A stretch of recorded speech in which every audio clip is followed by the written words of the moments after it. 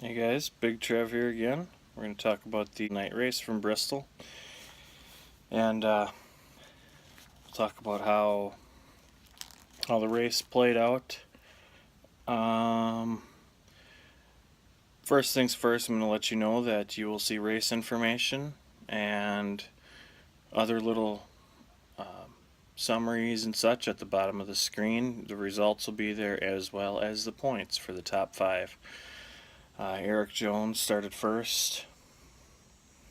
He won, actually, no, he did not win stage 1. Kyle Busch won stage 1. Kyle Busch won the truck race and the Xfinity race this week, so he was really going to be a contender. Stage 2 was won by Matt Kenseth, and of course from there we had some varying strategies. Like I said, you'll see cautions and such on the bottom of the screen. I will say I was much more impressed this time around with NBC's coverage of the race. There was fewer commercial breaks than there has been, and they showed more intervals and times for the race leaders and for the whole field. But the one thing I noticed was that for prime time, they really did a good job at covering the race, talking about strategy and explaining to the driver, or explaining to the fans about how the drivers race the cars.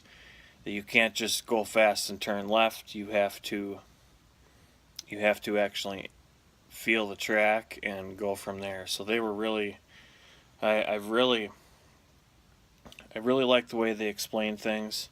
But I was actually surprised for this race, though, that there wasn't more cautions, because usually Bristol we see double the amount of cautions what we had. The first caution was Eric Almirola with the right front tire, and that was right around lap 60. The second caution was the end of stage 1. The third caution was on lap 201. Stenhouse Jr. had a right front flat, and the leaders pitted then. Lap 208, they went back to green. Truex pits as the field takes the green, and he had a tire violation while he pitted. He had a loose wheel under caution, and that was the turning point from on lap 208 right there. That right there, Truex did not recover from. So, Allmendinger with problems, contact with Chris Buescher, had a left rear tire rub, and he was smoking. That was on lap 221. And lap 229, sorry, there's lap 229 was the fourth caution. Austin Dillon, Jeffrey Earnhardt crashed. Kyle Busch pits, and Matt Kenseth stays out. Now, this is the varying strategy because the end of stage 2 is at lap 250. So they had some guys wanted to pit, some guys did not, and turns out that Matt Kenseth wanted the stage points for the championship, and can't really blame him since he hasn't had a win yet. Lap 250 was the end of stage 2. Matt Kenseth won that stage, and unfortunately right here, he was going to restart 15th, but then he had to go to the tail of the field because he was speeding exiting. And Eric Jones assumes the lead. Lap 325, Eric Almirola with problems. He had a flat tire, but there was no caution. Then on the sixth caution, Ty Dillon, contact with the wall. The seventh caution was for Chase Elliott. Almirola and Ty Dillon also had damage. And then the leaders pit again. And lap 402, Eric Jones was the race leader. Eighth caution, lap 415, Landon Castle in the number 34 crashed.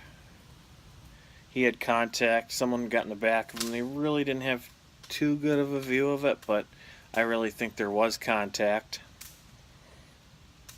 Then there was a three-way battle that was heating up with 58 laps to go. Lap 445, Kyle Busch went to the lead, and he never looked back, and he ended up winning the Bass Pro Shops NRA night race at Bristol. He won all 3 races. He won the truck race Wednesday night. He won the Xfinity race on Friday night, and then last night he won the Monster Energy NASCAR Cup Series race. And that's only the second time he's done that. Last time was 2010. Eric Jones led a race high 260 laps. There were 21 lead changes among 6 different drivers. Average speed was 96 miles an hour. 8 cautions for 53 laps. 15 cars on the lead lap and 6 cars out officially. A couple notables here. Martin Truex, with his problems on pit road, finished 21st. And Dale Earnhardt Jr. struggled, and he finished 23rd. I believe they were both close to a handful of laps down. Bristol just was not very kind to them. So we move on to the championship standings. Martin Truex with the lead. He's ahead by 15 points.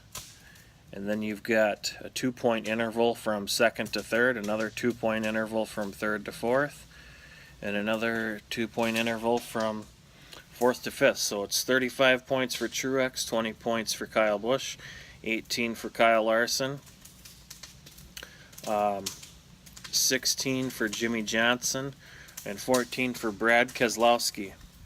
And now the cut line is really getting interesting. Matt Kenseth is in 15th, but he's by no means safe. Jamie McMurray and Clint Boyer.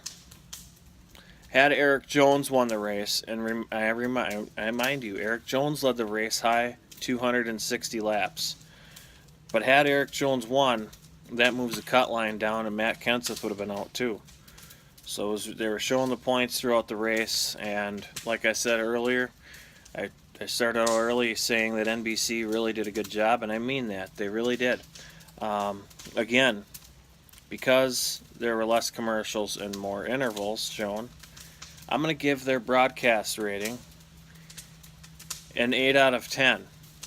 Just because I just feel like that they've made much improvements, and they know that they've been screwing up with their ticker by not showing us lap times and intervals, and they did. They showed lap times too at one point, so I'm very impressed, and I hope that their coverage keeps up.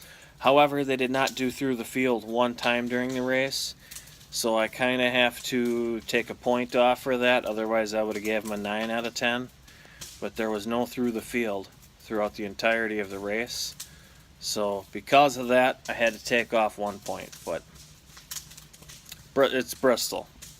You really don't have much green flag runs, so. But anyway, so enough of that. The next race is the Bojangles Southern 500, and that's Darlington. And that's going to be Labor Day weekend. That's Sunday. I think it's Sunday night, the 3rd. So that's the 3rd of September, 7:30 Eastern Time on NBCSN. So Darlington, it's throwback weekend. It's going to be good. We'll see what happens, but all in all, we had a good weekend at Bristol, and I'm glad the Cup guys have off. There is an Xfinity race in Road America Sunday on NBCSN. Check your local listings for that. But Road America is a good track. It's from my home state, Wisconsin. So we'll keep going. So we got 24 races complete. Only only 11 weeks left, really. So we'll see what happens. But without further ado, we'll see you next week. Actually, we'll see you in 2 weeks. So take care.